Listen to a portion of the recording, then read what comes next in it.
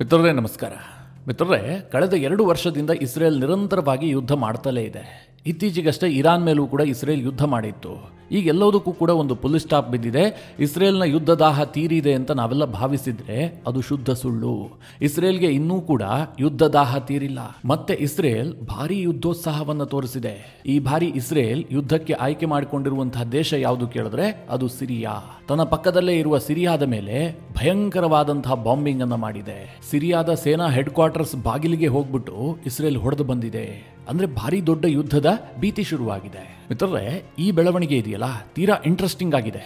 ಇದಕ್ಕೆ ಕಾರಣ ಏನು ಕೇಳಿದ್ರೆ, ಸಿರಿಯಾದಲ್ಲಿ ಸದ್ಯ ಅಧಿಕಾರದಲ್ಲಿರುವಂತಹದ್ದು ಅಮೆರಿಕದ ಕೈಗೊಂಬೆ ಸರ್ಕಾರ. ಅದಕ್ಕೂ ಮಿಗಿಲಾಗಿ ಹೇಳಬೇಕು ಅಂತಂದ್ರೆ, ಸಿರಿಯಾದಲ್ಲಿ ಬಶರ್ ಅಲ್ ಅಸದ್ ಸರ್ಕಾರವನ್ನ ಕೊನೆಗೊಳಿಸಿ ಈಗಿರುವಂತಹ ಸರ್ಕಾರವನ್ನ ತರೋದಕ್ಕೆ ಇಸ್ರೇಲ್ ಕೂಡ ಒಂದು ಬ್ಯಾಕ್ ಎಂಡ್ ನಲ್ಲಿ ಸಪೋರ್ಟ್ ಮಾಡಿತ್ತು. ಈಗ ತಾನೇ ಬೆಂಬಲಿಸಿದಂತಹ ಒಂದು ಸರ್ಕಾರಕ್ಕೆ ಇಸ್ರೇಲ್ ನೇರವಾಗಿ ಮುಖಾಮಾರೆ ನೋಡದೆ ಹೊಡೆದು ಬಂದಿದೆ. ಇಸ್ರೇಲ್ ಇದಕ್ಕೆ ಏನು ಕಾರಣ ಕೊಟ್ಟಿದೆ ಕೇಳಿದ್ರೆ, ಸಿರಿಯಾದಲ್ಲಿರುವಂತಹ ಡ್ರೋಸ್ ಜನಾಂಗದ ರಕ್ಷಣೆಗೋಸ್ಕರವಾಗಿ ನಾವು ಈ ಕೆಲಸ ಮಾಡಿದೀವಿ ಅಂತ. ಆದ್ರೆ ರಕ್ಷಣಾ ವಿಶ್ಲೇಷಕರು ಹೇಳ್ತಾ ಇದ್ದಾರೆ, ಇದಿಷ್ಟೇ ಕಾರಣ ಅಲ್ಲ. ಕೇವಲ ಡ್ರೋಸ್ ಜನಾಂಗವನ್ನ ರಕ್ಷಣೆ ಮಾಡೋದಕ್ಕೆ ಮಾತ್ರ ಇಸ್ರೇಲ್ ಈ ದಾಳಿಯನ್ನ ಮಾಡಿಲ್ಲ. ಬದಲಾಗಿ ಇಸ್ರೇಲ್ನ ಪ್ಲಾನೇ ಬೇರೆಯದ್ದಾಗಿದೆ. ಅದು ಗ್ರೇಟರ್ ಇಸ್ರೇಲ್ನ ಬಗ್ಗೆ ಯೋಚನೆ ಮಾಡ್ತಾ ಇದೆ.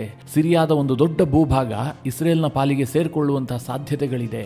ಇನ್ನೇನು ಕೆಲ ಸಮಯದಲ್ಲೇ ಇಸ್ರೇಲ್ನ ಭೂಪಟ ಬದಲಾದರೂ ಕೂಡ ಆಶ್ಚರ್ಯ ಇಲ್ಲ ಅಂತ ಕೆಲವರು ಅಭಿಪ್ರಾಯ ವ್ಯಕ್ತಪಡಿಸ್ತಾ ಇದ್ದಾರೆ. ಮಿತ್ರರೇ, ಇದೊಂದು ಬಹಳ ಇಂಟ್ರೆಸ್ಟಿಂಗ್ ವಿಚಾರ. ಇಸ್ರೇಲ್ ಯಾಕೋಸ್ಕರವಾಗಿ ಸಿರಿಯಾದ ಮೇಲೆ ದಾಳಿ ಮಾಡಿತು? ಇಸ್ರೇಲ್ ಯುದ್ಧವನ್ನ ಇನ್ನಷ್ಟು ಮುಂದುವರಿಸೋದಕ್ಕೆ ಏನಾದರೂ ಬಯಸ್ತಾ ಇದೆಯಾ? ಯುದ್ಧ ಇಲ್ಲದೆ ಇಸ್ರೇಲ್ ಒಂದು ದಿನವೂ ಬದುಕೋದಕ್ಕೆ ಸಾಧ್ಯ ಇಲ್ವಾ? ಇದೆಲ್ಲದರ ಹಿಂದೆ ಒಂದಷ್ಟು ರೋಚಕವಾದಂತಹ ಅಂಶಗಳಿದಾವೆ. ಅದೆಲ್ಲದನ್ನ ಈ ವಿಡಿಯೋದಲ್ಲಿ ನಿಮಗೆ ಡೀಟೇಲ್ ಆಗಿ ತಿಳಿಸ್ಕೊಡ್ತೀನಿ. ನೀವು ಈ ವಿಡಿಯೋನ ಕೊನೆವರೆಗೂ ಮಿಸ್ ಮಾಡದೆ ನೋಡಿ. ನನಗೆ ಕೆಲವೊಮ್ಮೆ ಒಂದು ಪ್ರಶ್ನೆ ಬರುತ್ತೆ, ಇಸ್ರೇಲ್ಗೆ ಒಂದು ದಿನ ಯುದ್ಧ ಇಲ್ಲ ಅಂತಾದ್ರೆ ಅವರಿಗೇನಾದರೂ ಬೋರ್ ಆಗುತ್ತಾ? ಯಾಕೆಂದ್ರೆ ಅವರು ಸುಮ್ಮನೆ ಕೂರೋದಿಲ್ಲ. ಇರಾನ್ ಮೇಲೆ ಯುದ್ಧ ಆಯ್ತಪ್ಪ, ಸದ್ಯಕ್ಕೆ ಇಸ್ರೇಲ್ ಸುಮ್ಮನೆ ಆಗಬಹುದು. ಇನ್ನೇನು ಹಮಾಸ್ ಮೇಲೇನು ದೊಡ್ಡ ಯುದ್ಧ ಮಾಡೋದಕ್ಕೆ ಆಪ್ಷನ್ನೇ ಇಲ್ಲ. ಯಾಕೆಂದ್ರೆ ಹಮಾಸ್ ಅಳೆದು ಹೋಗ್ಬಿಟ್ಟಿದೆ, ಹಿಜ್ಬುಲ್ಲಾಗಳು ತಣ್ಣಗಾಗ್ಬಿಟ್ಟಿದ್ದಾರೆ. ಇನ್ನು ಹೌತಿಗಳಿರುವಂತಹದ್ದು, ಹೌತಿಗಳನ್ನು ಅಮೆರಿಕ ಹ್ಯಾಂಡಲ್ ಮಾಡ್ತಾ ಇದೆ. ಹೀಗಾಗಿ ಯುದ್ಧ ತಣ್ಣಗಾಗಬಹುದು ಅಂತ ಅನಿಸ್ತಾ ಇತ್ತು. ಆದರೆ ಇಸ್ರೇಲ್ ಸುಮ್ಮನಾಗಲಿಲ್ಲ. ಇದ್ದಕ್ಕಿದ್ದಂತೆ ಸಿರಿಯಾದ ಮೇಲೆ ಏಕಾಏಕಿಯಾಗಿ ದಾಳಿ ಮಾಡಿಬಿಟ್ಟಿದೆ. ಇದೊಂದು ಅನಿರೀಕ್ಷಿತ ದಾಳಿ, ಯಾರೂ ಕೂಡ ಊಹೆ ಮಾಡಿರಲಿಲ್ಲ. ಇದಕ್ಕೆ ಕಾರಣ ಏನು ಕೇಳಿದ್ರೆ, ಸಿರಿಯಾದಲ್ಲಿ ಸದ್ಯ ಅಹಮದ್ ಅಲ್ ಶರಾನ ಸರ್ಕಾರ ಬಂದಿದೆ. ಈ ಅಹಮದ್ ಅಲ್ ಶರಾ ಅಧಿಕಾರಕ್ಕೆ ಬಂದ ದಿನದಿಂದಲೂ ಕೂಡ ಇಸ್ರೇಲನ್ನ ಖಂಡಿಸ್ತಾ ಇಲ್ಲ, ಇಸ್ರೇಲ್ನ ವಿರುದ್ಧವಾಗಿ ಯಾವುದೇ ಸ್ಟೇಟ್ಮೆಂಟ್ ಅನ್ನ ಕೊಡ್ತಾ ಇಲ್ಲ. ಎಷ್ಟರ ಮಟ್ಟಿಗೆ ಆತ ಪ್ರೋ ಇಸ್ರೇಲ್ ಇದ್ದಾನೆ ಅಂತಂದ್ರೆ, ಇತ್ತೀಚೆಗೆ ಒಂದು ಸ್ಟೇಟ್ಮೆಂಟ್ ಕೊಟ್ಟಿದ್ದ. ಅದು ಕೂಡ ಇರಾನ್ ಮೇಲೆ ಇಸ್ರೇಲ್ ಯುದ್ಧ ಮಾಡದಂತಹ ಸಂದರ್ಭದಲ್ಲಿ ಆತ ಏನ್ ಹೇಳಿದ್ದ ಅಂತಂದ್ರೆ, ಇಸ್ರೇಲ್ ಜೊತೆಗಿನ ನಮ್ಮ ಸಂಬಂಧವನ್ನ ಸುಧಾರಣೆ ಮಾಡ್ಕೊಳ್ಳೋದಕ್ಕೆ ನಾವು ಸಿದ್ಧ ಇದ್ದೀವಿ. ಅಷ್ಟು ಮಾತ್ರ ಅಲ್ಲ, ನಾವು ಗೋಲಾನ್ ಹೈಟ್ಸ್ ಪ್ರದೇಶವನ್ನ ಮರಳಿ ವಾಪಸ್ ಕೇಳೋದಿಲ್ಲ, ಅದನ್ನ ಕ್ಲೈಮ್ ಮಾಡೋದಿಲ್ಲ ಅಂತ ಆತ ಒಂದು ಸ್ಟೇಟ್ಮೆಂಟ್ ಕೊಟ್ಟಿದ್ದ. ಮಿತ್ರರೇ, ಆಗ ದೊಡ್ಡ ಯುದ್ಧ ಆಗ್ತಾ ಇತ್ತು. ಈ ವಿಚಾರವನ್ನು ನಿಮಗೆ ತಿಳಿಸ್ಕೊಡೋದಕ್ಕೆ ಸಾಧ್ಯ ಆಗಿರಲಿಲ್ಲ. ಆ ಕ್ಷಣಕ್ಕೆ ಅದು ಬಹಳ ದೊಡ್ಡ ಸ್ಟೇಟ್ಮೆಂಟ್. ಯಾಕೆ ಅಂತಂದ್ರೆ, ಈ ಸಿರಿಯಾ ಮತ್ತು ಇಸ್ರೇಲ್ನ ನಡುವೆ ಬಹಳ ದ್ವೇಷ ಇದೆ. ಇವತ್ತು ಇಸ್ರೇಲ್ನ ಎಲ್ಲ ಪರಿಸ್ಥಿತಿಗೂ ಕೂಡ ಸಿರಿಯಾ ಒಂದು ಹಂತದಲ್ಲಿ ಕಾರಣ. ಅದು ಹೇಗೆ ಅಂತ ಚಿಕ್ಕದಾಗಿ ನಿಮಗೆ ಹೇಳ್ಬಿಡ್ತೀನಿ. ಈ ಬಶರ್ ಅಲ್ ಅಸದ್ ಈ ಹಿಂದೆ ಸಿರಿಯಾದ ಅಧ್ಯಕ್ಷ ಆಗಿದ್ದ. ಈತ ಶಿಯಾ ಮುಸ್ಲಿಂ ಗುಂಪಿಗೆ ಸೇರಿದಂಥ ನಾಯಕ. ಹೀಗಾಗಿ ಈತನ ರಕ್ಷಣೆಯ ಹೊಣೆಯನ್ನು ಯಾರು ಹೊತ್ಕೊಂಡಿದ್ರು ಕೇಳಿದ್ರೆ ಇರಾನ್ ಮತ್ತು ಅಸದ್ ಸರ್ಕಾರ ಒಂದೇ ನಾಣ್ಯದ 2 ಮುಖಗಳಂತಿದ್ವು. ಹೀಗಾಗಿ ಏನಾಗ್ತಾ ಇತ್ತು, ಇರಾನ್ನ ಎಲ್ಲ ಶಸ್ತ್ರಾಸ್ತ್ರಗಳನ್ನ ಲೆಬನಾನ್ನಲ್ಲಿದ್ದಂತಹ ಹಿಜ್ಬುಲ್ಲಾಗಳಿಗಾಗ್ಲಿ ಅಥವಾ ಗಾಜಾದಲ್ಲಿದ್ದಂತಹ ಹಮಾಸ್ಗಾಗ್ಲಿ ತಲುಪಿಸುವಂತದ್ದು ಬಹಳ ಈಸಿ ಆಗ್ತಾ ಇತ್ತು. ಇಸ್ರೇಲ್ನ ಭದ್ರತೆಗೆ ಈ ಅಸದ್ನ ಸರ್ಕಾರ ಸಿಂಹ ಸ್ವಪ್ನವಾಗಿ ಕಾಡೋದಕ್ಕೆ ಶುರುವಾಗಿತ್ತು. ಹೀಗಾಗಿ ಇಸ್ರೇಲ್ ಏನ್ ಮಾಡಿತು, ಅಲ್ಲಿ ಸರ್ಕಾರವನ್ನ ಬದಲಾಯಿಸೋದಕ್ಕೆ ನಿರಂತರವಾಗಿ ಪ್ರಯತ್ನ ಮಾಡ್ತಲೇ ಇತ್ತು. ಇಸ್ರೇಲ್ ಪ್ರಯತ್ನ ಮಾಡ್ತಾ ಇತ್ತು ಅಂತಂದ್ರೆ ಅಮೆರಿಕ ಮಾಡ್ತಾ ಇತ್ತು ಅಂತ ಅರ್ಥ. ಜೊತೆಗೆ ಈ ಸಿರಿಯಾದಲ್ಲಿ ಸರ್ಕಾರ ಬದಲಾಗುವಂತದ್ದು ಟರ್ಕಿಗೂ ಕೂಡ ಬೇಕಾಗಿತ್ತು. ಇದೆಲ್ಲಾ ಪರಿಸ್ಥಿತಿಯ ಲಾಭವನ್ನ ಬಳಸಿಕೊಂಡಂತಹ ಅಮೆರಿಕ ಏನ್ ಮಾಡುತ್ತೆ, ಈ ಅಹಮದ್ ಅಲ್ ಶರಾನಿಗೆ ಬೆಂಬಲವನ್ನು ಸೂಚಿಸುತ್ತೆ. ನಿಮಗೆ ನೆನಪಿರಲಿ, ನಾನು ಹಲವು ಬಾರಿ ಹೇಳಿದ್ದೀನಿ, ಈ ಅಹಮದ್ ಅಲ್ ಶರಾ ಅಮೆರಿಕದ ಪಾಲಿಗೆ ಈ ಹಿಂದೆ ಮೋಸ್ಟ್ ವಾಂಟೆಡ್ ಟೆರರಿಸ್ಟ್ ಆಗಿದ್ದ. ಇದಕ್ಕೆ ಕಾರಣ ಏನು ಕೇಳಿದ್ರೆ, ಈತ ಅಲ್ ಖೈದಾದೊಂದಿಗೆ ನಂಟು ಹೊಂದಿದಂತಹ ವ್ಯಕ್ತಿಯಾಗಿದ್ದ. ಹೀಗಾಗಿ ಈತನನ್ನ ಅಮೆರಿಕ ಟೆರರಿಸ್ಟ್ ಅಂತ ಘೋಷಣೆ ಮಾಡಿತ್ತು. ಆದರೆ ಅದು ಅಮೆರಿಕ ನೋಡಿ, ಅಮೆರಿಕ ಬಣ್ಣ ಬದಲಾಯಿಸೋದರಲ್ಲಿ ಊಸುರುಳ್ಳಿಯನ್ನೇ ಮೀರಿಸಿ ಬಿಡುತ್ತೆ. ಹೀಗಾಗಿ ಸಿರಿಯಾದಲ್ಲಿ ಅಹಮದ್ ಅಲ್ ಶರಾನಿಗೆ ಅಮೆರಿಕ ಬೆಂಬಲ ಕೊಡುತ್ತೆ. ಟ್ರಂಪ್ ಅಧ್ಯಕ್ಷರಾದ ಬಳಿಕ ಈ ಅಹಮದ್ ಅಲ್ ಶರಾನನ್ನ ಭೇಟಿಯಾಗ್ತಾರೆ, ಕೈ ಕುಲುಕ್ತಾರೆ, ಆತನನ್ನ ವೆರಿ ಟಫ್ ಮ್ಯಾನ್ ಅಂತ ಕರೀತಾರೆ. ಅಮೆರಿಕ ಮತ್ತು ಸಿರಿಯಾದ ಸಂಬಂಧ ಸಾಕಷ್ಟು ಸುಧಾರಣೆ ಆಗಿ ಹೋಗುತ್ತೆ. ಜೊತೆಗೆ ಈ ಅಹಮದ್ ಅಲ್ ಶರಾನನ್ನ ಕಂಪ್ಲೀಟ್ ಕಂಟ್ರೋಲ್ ಮಾಡ್ತಾ ಇರುವಂತದ್ದು ಸೌದಿ ಯಾಕೆ ಕೇಳಿದ್ರೆ, ಅದೊಂದು ಸುನ್ನಿ ಮುಸ್ಲಿಂ ರಾಷ್ಟ್ರ. ಹೀಗಾಗಿ ಈ ಅಹಮದ್ ಅಲ್ ಶರಾನ ಸರ್ಕಾರ ಟೋಟಲಿ ಅಮೆರಿಕದ ಕೈಗೊಂಬೆ. ಅಮೆರಿಕ ಹಾಕಿದ ಗೆರೆಯನ್ನ ಈ ಅಲ್ ಶರಾ ದಾಟೋದೇ ಇಲ್ಲ.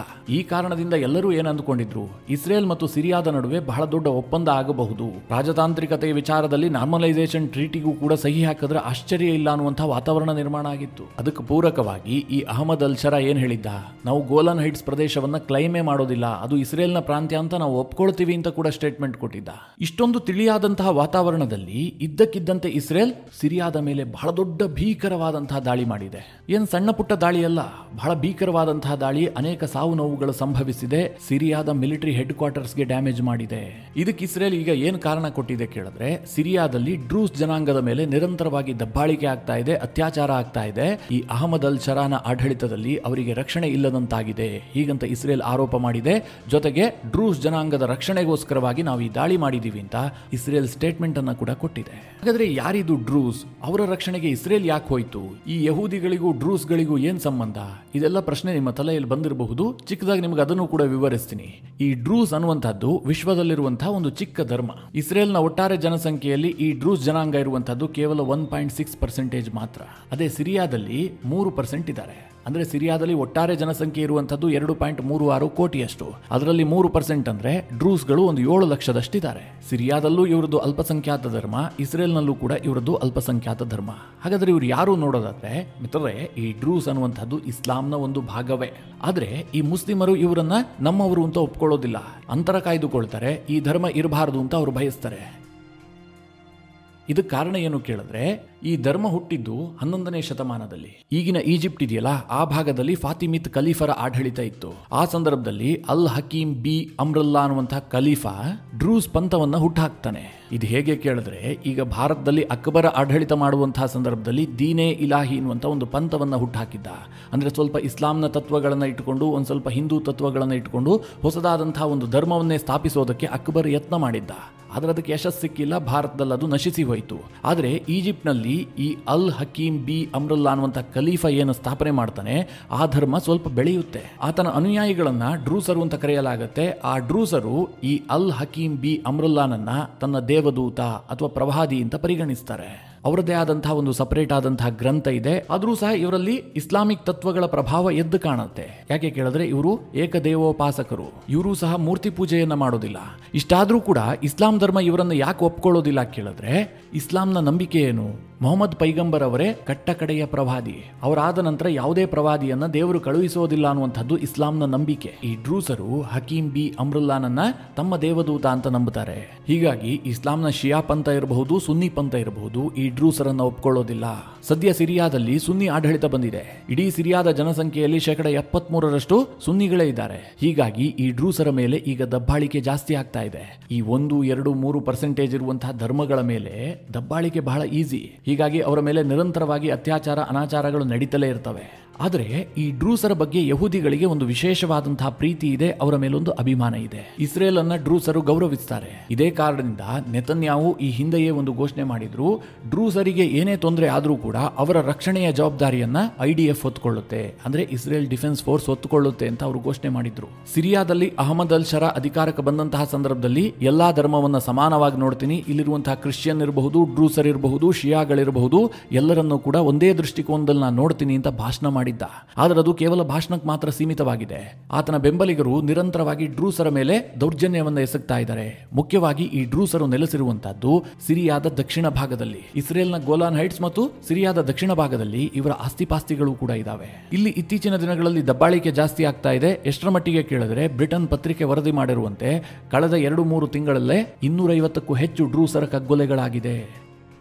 ಇದನ್ನ ಈಗ ಬಹಳ ಗಂಭೀರವಾಗಿ ಪರಿಗಣಿಸಿರುವಂತಹ ಇಸ್ರೇಲ್ ನೇರವಾಗಿ ಸಿರಿಯಾದ ಮೇಲೆ ದಾಳಿ ಮಾಡಿಬಿಟ್ಟಿದೆ. ಸಿರಿಯಾದ ಮಿಲಿಟರಿ ಹೆಡ್ ಕ್ವಾರ್ಟರ್ಸ್ ಅನ್ನೇ ಹೊಡೆದಾಕ್ಬಿಟ್ಟಿದೆ. ಅಂದ್ರೆ ಇಲ್ಲಿ ಮೇಲ್ನೋಟಕ್ಕೆ ಇಸ್ರೇಲ್ ಡ್ರೂಸರ ರಕ್ಷಣೆಗೋಸ್ಕರವಾಗಿ ಈ ದಾಳಿ ಮಾಡಿದೆ ಅಂತ ಹೇಳ್ಕೊಳ್ತಾ ಇದೆ. ಆದ್ರೆ ಇದರ ಹಿಂದೆ ಒಂದು ದೊಡ್ಡದಾದಂತಹ ಉದ್ದೇಶ ಇದೆ. ಅದೇನು ಕೇಳಿದ್ರೆ, ಇಸ್ರೇಲ್ ಇವತ್ತು ಗ್ರೇಟರ್ ಇಸ್ರೇಲ್ ಆಗೋದಕ್ಕೆ ಯತ್ನ ಮಾಡ್ತಾ ಇದೆ. ತನ್ನ ದೇಶವನ್ನ ವಿಸ್ತಾರ ಮಾಡುವಂತಹದ್ದು ಅವರ ಯೋಜನೆಯ ಒಂದು ಭಾಗ ಆಗಿದೆ. ವಿಸ್ತಾರ ಮಾಡೋದು ಅಂತಂದ್ರೆ ಎಲ್ಲಿ? ಈ ಲೆಬನಾನ್ ಅನ್ನ ಒಂದಷ್ಟು ವಶಪಡಿಸ್ಕೊಳ್ತೀವಿ, ದಕ್ಷಿಣ ಲೆಬನಾನ್ ಅನ್ನ ಇಸ್ರೇಲಿಗೆ ಸೇರಿಸ್ಕೊಳ್ತೀವಿ ಅಂತಂದ್ರೆ ಅದು ಕೂಡ ಸಾಧ್ಯ ಇಲ್ಲ. ಯಾಕೆಂತಂದ್ರೆ ಅಲ್ಲಿರುವಂತಹದ್ದು ಹಿಜ್ಬುಲ್ಲಾ, ಹೆಚ್ಚಿನ ಸಂಖ್ಯೆಯಲ್ಲಿ ಶಿಯಾ ಮುಸ್ಲಿಮರಿದ್ದಾರೆ. ಹೀಗಾಗಿ ಆ ಭೂಭಾಗವನ್ನು ತನಗೆ ಸೇರಿಸಿಕೊಂಡಿದ್ದೆ ಆದ್ರೆ ಅದು ಇಸ್ರೇಲ್ನ ಪಾಲಿಗೆ ಒಂದು ಹುಣ್ಣಾದಂತಾಗತ್ತೆ. ಇನ್ನು ಜೋರ್ಡಾನ್ನಲ್ಲೂ ಕೂಡ ಸಾಕಷ್ಟು ಪ್ರಮಾಣದಲ್ಲಿ ಮುಸ್ಲಿಮರೇ ಇರುವಂತಹದ್ದು. ಮುಸ್ಲಿಂ ಪ್ರಾಬಲ್ಯ ಇರುವಂತಹ ಪ್ರದೇಶವನ್ನು ತನ್ನ ಜೊತೆಗೆ ಸೇರಿಸ್ಕೊಂಡ್ರೆ ಇಸ್ರೇಲ್ಗೆ ಅದು ಪ್ರತಿನಿತ್ಯ ನೋವುಂಟು ಮಾಡ್ತಲೇ ಇರುತ್ತೆ. ಅದಕ್ಕೋಸ್ಕರವಾಗಿ ಇಸ್ರೇಲ್ನ ಪ್ಲಾನ್ ಏನು ಕೇಳಿದ್ರೆ, ಸಿರಿಯಾದ ದಕ್ಷಿಣ ಭಾಗವನ್ನ ತನ್ನ ಜೊತೆಗೆ ಸೇರಿಸ್ಕೊಂಡಿದ್ದೆ ಆದ್ರೆ ಇದರಿಂದ ಪ್ರಾಬ್ಲಮ್ ಆಗೋದಿಲ್ಲ ಅಂತ.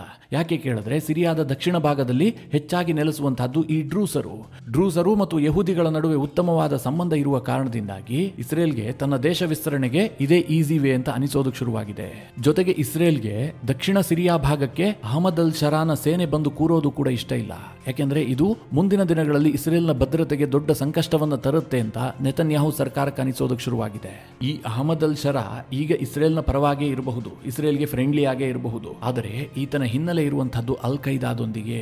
ಹೀಗಾಗಿ ಇಂದಲ್ಲ ನಾಳೆ ಈತನಿಂದಲೂ ಕೂಡ ತಮ್ಮ ಭದ್ರತೆಗೆ ಏನಾದರೂ ತೊಡಕುಂಟಾಗಬಹುದು ಅಂತ ಇಸ್ರೇಲ್ಗೆ ಅನಿಸ್ತಾ ಇದೆ. ನಿಮಗೆ ನೆನಪಿರಲಿ ಮಿತ್ರರೇ, ಇಸ್ರೇಲ್ ತನ್ನ ಭದ್ರತೆಯ ವಿಚಾರದಲ್ಲಿ ಯಾವುದೇ ಕಾರಣಕ್ಕೂ ಕೂಡ ರಾಜಿ ಆಗೋದಿಲ್ಲ. ಅವ್ರು ಯಾರೇ ಬೇಕಾದ್ರೂ ಆಗಿರಲಿ, ಅವರನ್ನ ಹದ್ದುಬಸ್ತು ಮಾಡ್ತಲೇ ಇರುತ್ತೆ. ಇದರ ಜೊತೆಗೆ ಸಿರಿಯಾದ ಮೇಲೆ ಇಸ್ರೇಲ್ ದಾಳಿ ಮಾಡೋದಕ್ಕೆ ಡಿಫೆನ್ಸ್ ಎಕ್ಸ್ಪರ್ಟ್ಗಳು ಇನ್ನೊಂದು ಕಾರಣವನ್ನು ಕೂಡ ಕೊಡ್ತಾ ಇದ್ದಾರೆ.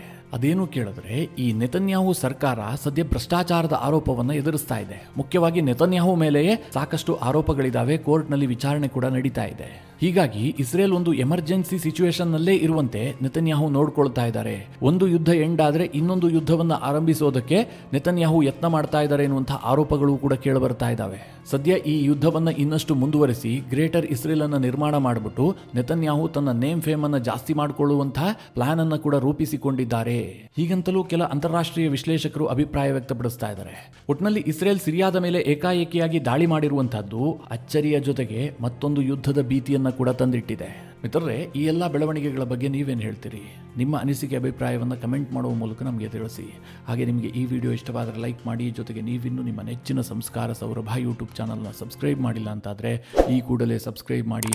ಮುಂದಿನ ಎಲ್ಲ ಅಪ್ಡೇಟ್ಗಳ ನೋಟಿಫಿಕೇಷನ್ಗಾಗಿ ಬೆಲ್ ಐಕಾನ್ ಒತ್ತಿ.